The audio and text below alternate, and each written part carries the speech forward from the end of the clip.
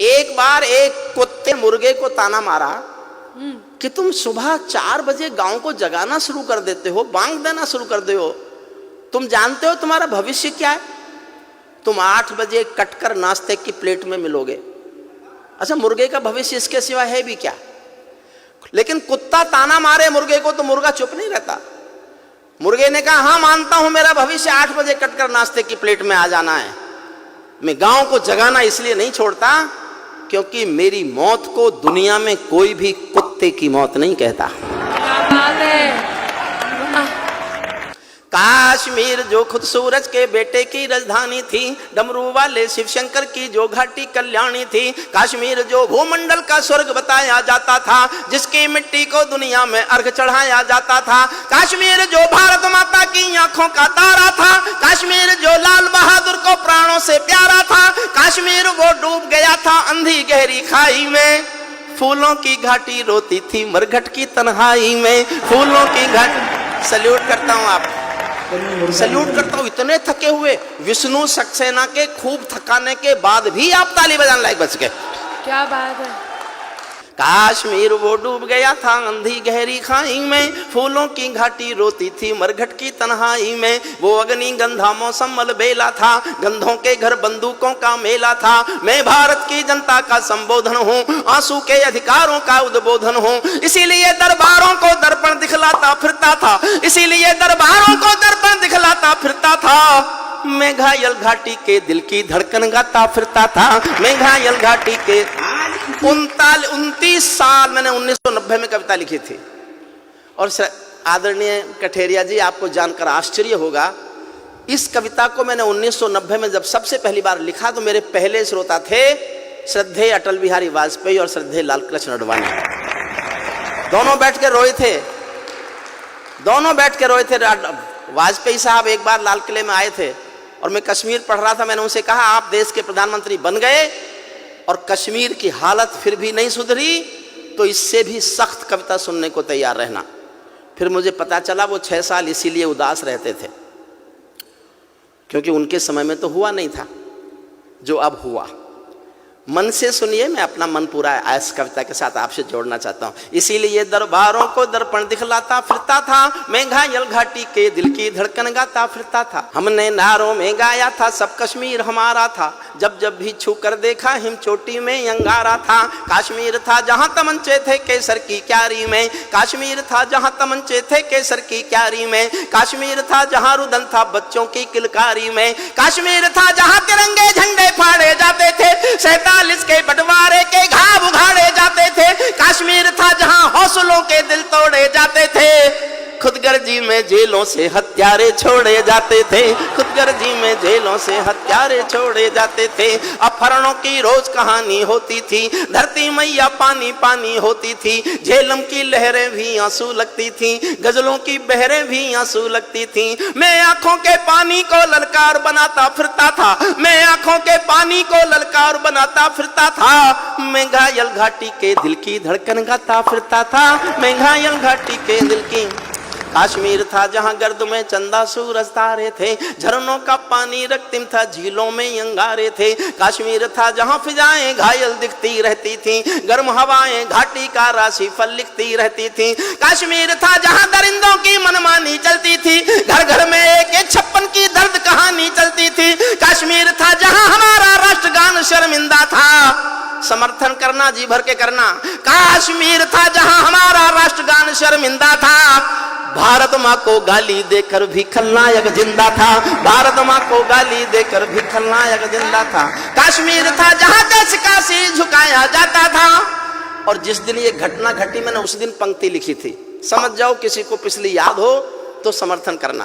काश्मीर था जहां देश का मान गिराया जाता था, मस्जिद में गद्दारों को खाना भिजवाया जाता था, गूंगा बहरापन ओढ़े सिंह, गूंगा बहरापन ओढ़े सिंहासन था, गूंगा बहरापन ओढ़े सिंहासन था, लूले लंगड़े संकल्पों का भाषण था, फूलों की घाटी लाशों की मंडी थी, फूलों की घाटी लाशों की मंडी था, अनुशासन का पूरा दौर शिखंडी था, अनुशासन का पूरा दौर शिखंडी था। मैं इस कोढ़ी कायरता की लाश उठाता फिरता था, मैं घायल घाटी के दिल की धड़कन गाता फिरता था, मैं घायल घाटी के दिल की।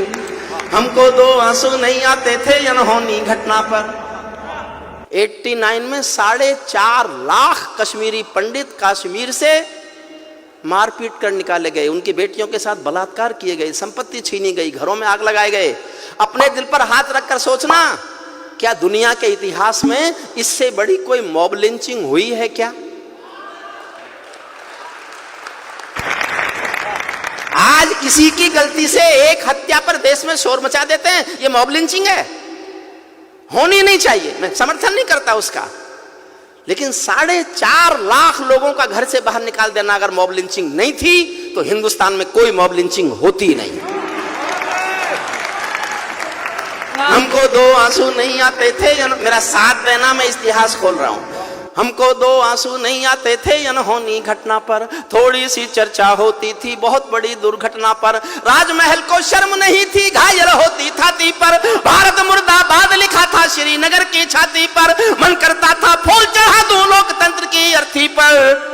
भारत के बेटे निर्वासित हो गए अपनी धरती पर, भारत के बेटे निर्वासित हो गए अपनी धरती पर। वे घाटी से खेल रहे थे गैरों के बलबूतों पर, जिनकी नाक टिकी रहती थी पाकिस्तानी जूतों पर। कश्मीर को बंटवारे का धंधा बना रहे थे वे, कश्मीर को बंटवारे का धंधा बना रहे थे वे। जुगनू को बैसाखी देकर चंदा बना रहे थे वे, फिर भी खून सने हाथों को न्योता था दरबारों का।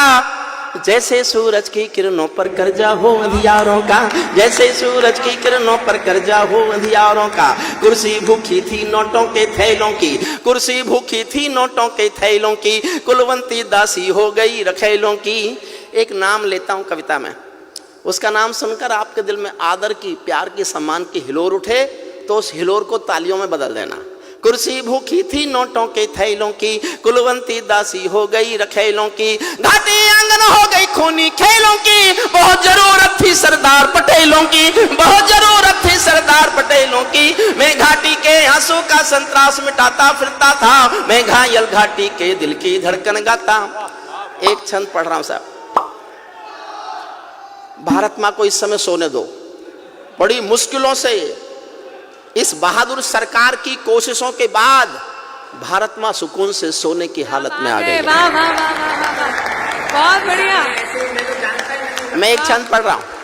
जब चौराहों पर हत्यारे महिमा मंडित होते थे, जब चौराहों पर हत्यारे महिमा मंडित होते थे, भारत मां की मर्यादा के मंजर खंडित होते थे। जब कृष भारत के नारे थे गुलमर्गा की गलियों में, शिमला समझौता जलता था बंदूकों की नलियों में। तो केवल आवश्यकता थी हिम्मत की खुददारी की, तो केवल आवश्यकता थी हिम्मत की खुददारी की। 56 इंची सीने में ही आशा थी दमदारी की, 56 इंची सीने, 56 इंची सीने से ही आशा थी 56 इंची सीने से ही आशा थी दमदारी की। संविधान को बदल दिया है घाटी गैर नहीं होगी, जहां तिरंगा नहीं मिलेगा उनकी खैर नहीं होगी, जहां तिरंगा नहीं मिलेगा। प्रणाम करता हूं आपको साहब, क्या बात है। इसीलिए आवश्यकता थी हिम्मत की खुददारी की, 56 इंची सीने से ही आशा थी दमदारी की। संविधान को बदल दिया है घाटी गैर नहीं होगी, जहां तिरंगा नहीं मिलेगा उनकी खैर नहीं होगी। जिनको भारत की धरती न भाती हो, भारत के झंडों से बदबू आती हो, जिन लोगों ने मां का आंचल फाड़ा हो, दूध भरे सीने में चाकू गाड़ा हो, मैं उनको चौराहों पर फांसी चढ़वाता फिरता था। मैं घायल घाटी के दिल की धड़कन गाता फिरता था, मैं घायल घाटी के दिल की।